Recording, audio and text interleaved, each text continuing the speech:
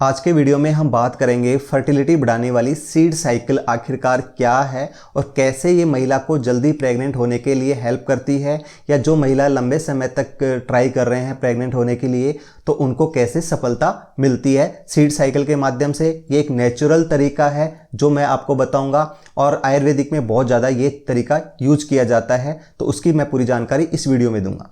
Seed cycle की हम बात करें, इसमें 4 टाइप के बीज होते हैं जो हमारे नेचुरल हमारे किचन में पाए जाते हैं और ये चारों बीज हमें आराम से मिल जाते हैं। इनको खाने से महिला के प्रेग्नेंट होने के चांस बढ़ जाते हैं।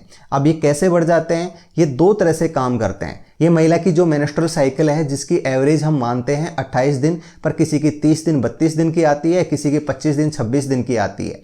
पर इन सीड साइकिल को अलग अलग टाइम पे चारों बीजों को खाया जाता है, जिससे महिला का जो हार्मोनल बैलेंस है, देखो हर महिला के जो ये साइकिल चलती है इसमें अलग अलग टाइप के अलग अलग टाइम पे हार्मोन बनते हैं। इन हार्मोन की वजह से एक मैच्योर अंडा निकलता है। वो मैच्योर अंडा निकलेगा, अगर स्पर्म से मिलेगा तो फैलोपियन ट्यूब में फर्टिलाइजेशन होगा और अंडाशय में जाके वो इम्प्लांट होगा। तो ये चारों टाइप के बीज इसी पूरी प्रोसेस पे काम करते हैं। तो सबसे पहला स्टार्ट करते हैं ये हार्मोन की तरफ। जो हमारे पिट्यूटरी ग्लैंड से 2 टाइप के हार्मोन बनते हैं, LH और FSH। यानी ये क्या करता है, ये FSH हार्मोन महिला के अंडा बनाने में यानी अंडे की ग्रोथ करने में हेल्प करता है। जो मिनिमम हमें प्रेग्नेंट होने के लिए 20 से 22 mm का एग चाहिए महिला का। दूसरा जो LH जो हार्मोन महिला का अंडा बाहर निकालने में हेल्प करता है। तो और थर्ड फिर और फोर्थ जो हार्मोन आते हैं एस्ट्रोजन और प्रोजेस्टेरोन हार्मोन आते हैं, जो हमारा अंडाशय यानी अंडाशय में जो अंडा बनेगा मैच्योर होगा वो रिलीज करता है, जिसकी वजह से महिला के बच्चेदानी में एक दीवार तैयार होती है। अगर प्रेगनेंसी नहीं होती तो साइकिल आती है वो दीवार टूट टूट के ही आती है। तो ये चारों बीज मिलके इस साइकिल को नियंत्रित करते हैं, कंट्रोल करते हैं, जिससे महिला का पीरियड्स साइकिल भी रेगुलर आती है। अगर किसी को यानी प्री मेंस्ट्रुअल सिंड्रोम की प्रॉब्लम है, मेंस्ट्रुअल साइकिल आने से पहले उनके शरीर में दर्द होना या बहुत तेज टाइम पीरियड के दौरान दर्द होना या उनको और परेशानियां होती हैं, वो भी कम की जा सकती हैं इन सीड साइकिल के माध्यम से। अब हम बात करें ये 4 टाइप के बीज कौन कौन से हैं। सबसे पहले हम 2 बीज की बात करेंगे, अलसी का बीज और कद्दू का बीज। जो शुरुआत की जो मेंस्ट्रुअल साइकिल जब से आपकी स्टार्ट होती है, यानी हर महिला को पता चल ही जाता है कि उसकी साइकिल 30 दिन की आती है कि 28 दिन की आती है कि 32 दिन की आती है। जितने दिन की साइकिल आती है उसका हाफ कर लो। मैं एवरेज मान के चल रहा हूँ कि 30 दिन की साइकिल आती है। 30 दिन में से हाफ 15 दिन शुरू के अंदर आपको अलसी और कद्दू के बीज खाए जाते हैं। ये कैसे खाए जाते हैं वो भी मैं आपको बता दूंगा आगे। पहले फिर हम बात करें दूसरा तिल और सूरजमुखी के बीज। जो लास्ट के 15 दिन बचते हैं उनके अंदर ये बीज खाए जा सकते हैं। अगर किसी महिला की 26 दिन की साइकिल आती है तो 13 दिन ये अलसी और कद्दू का बीज खाए और 13 दिन ये तिल और सूरजमुखी के बीज खाए। जिससे क्या होगा, महिला का मेंस्ट्रुअल साइकिल रेगुलेट होगी, यानी हार्मोन बैलेंस होगा, जिससे अंडा मैच्योर उत्पन्न होगा। दूसरा क्या होता है, इसके अंदर जब पुरुष साथी एक बार में जब स्पर्म रिलीज करता है तो मैंने कई बार वीडियो में बताया ही है, 20 मिलियन से 40 मिलियन होते हैं और इनको ट्रेवल करते हुए महिला के प्राइवेट पार्ट से बच्चादानी से फैलोपियन ट्यूब तक पहुंचना होता है और ट्यूब में अंडे को भेदना होता है। यानी जो स्पर्म है वो अच्छे होने चाहिए और मोटाइल गतिशील होनी चाहिए, उनके अंदर कैपेसिटी हो यानी पावर होना चाहिए कि वो अंडे को भेद पाए। पर महिला की जो बच्चेदानी है वो कई बार क्या होता है कि स्पर्म को पकड़ पकड़ के मारना स्टार्ट कर देती है। आप सोच रहे होंगे ऐसा भी होता है क्या? बिल्कुल। जब भी हमारे शरीर में कोई भी बाहरी चीज़ जाती है तो हमारे शरीर के अंदर एंटीबॉडीज़ होती हैं जो उसको किल करने का, मारने का काम करते हैं। कई महिलाओं में ऐसी एंटीबॉडीज़ बन जाती हैं और मैंने बोला ही है कि महिला की बच्चेदानी में फ्लूइड बनता है, एक म्यूकस टाइप का बनता है, वो कई बार उसमें एंटीबॉडीज़ होती हैं और जो स्पर्म को किल करती हैं। तो ये सीड साइकिल क्या करती है कि वो जो फ्लूइड जो म्यूकस बनता है उसको भी एक हेल्थी बनाती है, उसके अंदर से जब स्पर्म इजीली गुजर सकते हैं और साथ में उसको किल ना करे, इसलिए उसको भी मेंटेन करती है। अब सीड साइकिल कैसे खाई जाती है, ये आप किसी भी माध्यम से खा सकते हैं। देखो मैंने बोला ही है कि चारों जो सीड हैं आपके किचन में मिल सकते हैं। आपको अलसी का बीज इजीली अपने इंडिया में मिल सकता है, कद्दू का बीज इजीली मिल सकता है, तिल हमारे इजीली मिल जाते हैं और सूरजमुखी के बीज किसी भी पंसारी की दुकान पे आप लोगे तो भी मिल जाते हैं। फिर भी अगर आप ऑनलाइन खरीदना चाहते हैं तो मैं लिंक डिस्क्रिप्शन बॉक्स में डाल दूंगा। अमेजन में आप कोई सा भी ये बीज ले सकते हैं, किसी भी कंपनी का ले सकते हैं। मैं आज के टाइम में जो बेस्ट डील होगी, सबसे सस्ता होगा, वो लिंक प्रोवाइड करूंगा। बाकी आप जाके वहाँ जो भी सस्ता आपको लगे, सब जो बेटर लगे वो आप खरीद सकते हैं, या आप अपने पंसारी की दुकान पे आसपास खरीद सकते हैं। मैं किसी का नाम नहीं ले रहा कि इसी कंपनी का लेना, आपको जो अच्छा हो ये चारों बीज ले सकते हैं।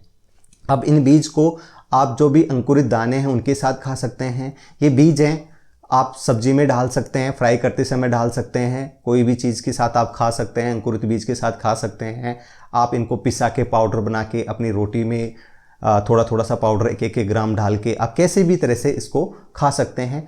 ये आप पुरुष और महिला दोनों खा सकते हैं। ऐसा नहीं है कि ये पुरुष खाएगा तो उसको नुकसान करेगा, अलग से हमें खाना बनाना सकता है। ये एक्चुअली आपके शरीर को हेल्थी रखेंगे। किस तरह से हेल्थी रखेंगे हम वो भी डिस्कस करेंगे। इनके अंदर आखिरकार पाया क्या क्या जाता है, और साथ में महिला को प्रेग्नेंट ना होने के कौन कौन से कारण हो सकते हैं वो भी साथ इसी वीडियो में डिस्कस करेंगे। अब हम बात करें कि कैसे अलसी का जो बीज है, सीड है, वो प्रेग्नेंट होने में हेल्प करता है। इसके अंदर एक लिग्रांस नाम का पदार्थ पाया जाता है प्रचुर मात्रा में, जो एस्ट्रोजन बनाने में हेल्प करता है, और ये एस्ट्रोजन है जो ही है मेंस्ट्रुअल साइकिल को रेगुलेट करता है। दूसरा, इसमें ओमेगा 3 फैटी एसिड पाया जाता है। वैसे तो हमें फैट खाना यानी फैटी एसिड हमारे लिए नुकसानदायक होते हैं, पर हमें कुछ फैटी एसिड की बहुत ज़्यादा आवश्यकता होती है, जैसे ओमेगा 3 फैटी एसिड। ये फैटी एसिड होता है हमारे बॉडी में फ्लूइड बनाने में हेल्प करता है। और मैंने बोला एक म्यूकस फ्लूइड होता है जो हेल्थी फ्लूइड हो, जिसके अंदर से स्पर्म गुजरें, इजीली गुजर पाएँ और स्पर्म को हेल्थी रखें, यानी बच्चेदानी के अंदर स्पर्म जब गुजरें तो हेल्थी रहें। इसके लिए ये ओमेगा 3 फैटी एसिड हेल्प करता है। और इस अलसी के बीज के अंदर एंटीऑक्सीडेंट पाया जाता है, जो साथ में हेल्प करता है कि हमारे स्पर्म को कोई किल ना करे, उनको बचा के रखने का हेल्प करता है। तो ये 3 टाइप के मेजर हैं वो अलसी के अंदर पाए जाते हैं, और इन सब बीज में से इंपॉर्टेंट होता है अलसी का बीज। दूसरा टाइप का बीज है जो शुरू के 15 दिन के अंदर ही खाया जाता है, वो है कद्दू का बीज, जो मैं आपको वीडियो में देख ही रहे हैं किस टाइप के बीज होते हैं ये। और इन बीज में भी मैग्नीशियम पाया जाता है, जिंक पाया जाता है, और ओमेगा 3 फैटी एसिड पाया जाता है। देखो, जिंक आपने अभी कोविड के दौरान आपने बहुत सुना होगा कि गवर्नमेंट फ्री सप्लाई बांट रही है कि जिंक आपको लेना है, कोविड से बचाने के लिए हेल्प करेगी, या कोविड हो गया तो जिंक आपको लेना है। क्योंकि जिंक हमारे शरीर में कोई भी सेल को बनाने में या उसको मेंटेन रखने के लिए बहुत आवश्यक होती है। तो इस दौरान जो आपका स्पर्म और अंडा उसको मेंटेन बना रहे, कोई नुकसान ना हो आपके अंडे को, हेल्थी अंडा बने, इसके लिए आपको जिंक खाने की आवश्यकता होती है, जो आपके कद्दू के बीज में प्रचुर मात्रा में मिलता है। साथ में मैग्नीशियम भी प्रेग्नेंट होने के लिए हेल्प करता है, क्योंकि ये भी एक हमारी सेल को मेंटेन रखने का कोशिश करता है, क्योंकि एग है जो एक तरह की सेल ही है। और साथ में ओमेगा 3 फैटी एसिड, जिसका ऑलरेडी अलसी में बता चुका हूँ कि ये हेल्प करता है हमारे जो भी फ्लूइड बनता है उसको हेल्थी बनाए रखने में और स्पर्म को बचाने में। नेक्स्ट होता है तिल के बीज। तिल के बीज हमारे स्पर्म बनाने में भी हेल्प करता है, और साथ में ही ये इधर महिला के जो बच्चेदानी में से स्पर्म गुजरते हैं उनको बचाने में हेल्प करता है, और ये स्पर्म की एनर्जी को सेविंग रखने में, यानी उनको ज़्यादा मेहनत ना करें अंडे तक पहुंचने में, और अंडे के अंदर फर्टिलाइज करने में हेल्प करता है। इसलिए जब अंडा रिलीज हो गया, शुरू के 14-15 दिन में अंडा रिलीज हो जाता है, उसके बाद में फर्टिलाइज हो और उसके बाद में इम्प्लांटेशन हो, यानी बच्चेदानी को हेल्थी रखने में तिल आवश्यक होता है। इसलिए ये तिल का बीज लास्ट के 15 दिन में खाया जाता है। ये आप सब्जी में खा सकते हैं, तिल का लड्डू बना के आप खा सकते हैं। साथ में आप जो भी अंकुरित बीज दाने खाते हैं ये सब हेल्थी होते हैं।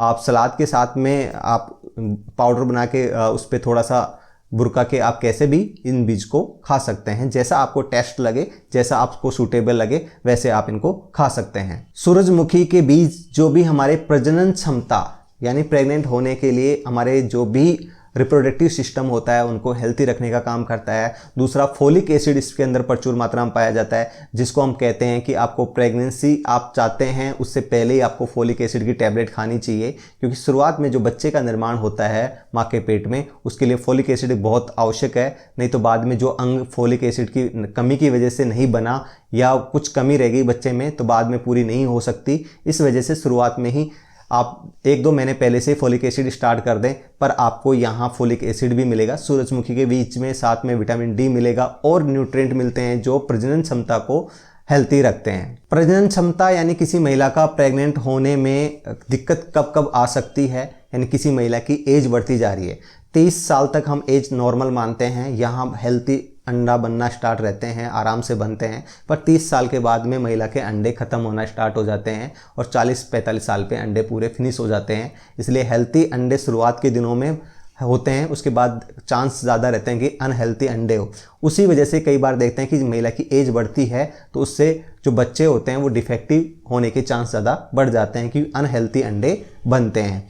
तो उम्र भी इस बात पे डिपेंड है। दूसरा, महिला को कोई भी डिजीज़ बीमारी चल रही हो, थायराइड की प्रॉब्लम हो, या वो अनहेल्थी न्यूट्रिशन लेती हो जिसकी वजह से या तो उसका बहुत ज़्यादा वज़न बढ़ जाए, या उसको वज़न बहुत कम है, माल न्यूट्रिशन का शिकार है, या एंडोमेट्रियोसिस जो है बच्चेदानी की जो दीवार है जितनी बननी चाहिए उससे ज़्यादा बन जाए और वो बाहर तक बने, जिससे महिला को प्रेगनेंसी होने में, या पीसीओडी की प्रॉब्लम हो, इन वजह से प्रेग्नेंट होने में दिक्कत आती है। एक कारण ये भी हो सकता है जो पुरुष साथी है, पुरुष बांझपन हो, उसके स्पर्म मोटाइल ना हो, बहुत कम स्पर्म बन रहे हो, तो ये सब चीज़ें भी हेल्प कर सकते हैं। पुरुष के लिए मैं ऑलरेडी स्पर्म बढ़ाने वाले वीडियो 3-4 बना चुका हूँ, उनका लिंक भी मैं डिस्क्रिप्शन बॉक्स में डाल दूंगा। अगर आप उनको फॉलो करेंगे तो ज़रूर प्रेगनेंसी होगी।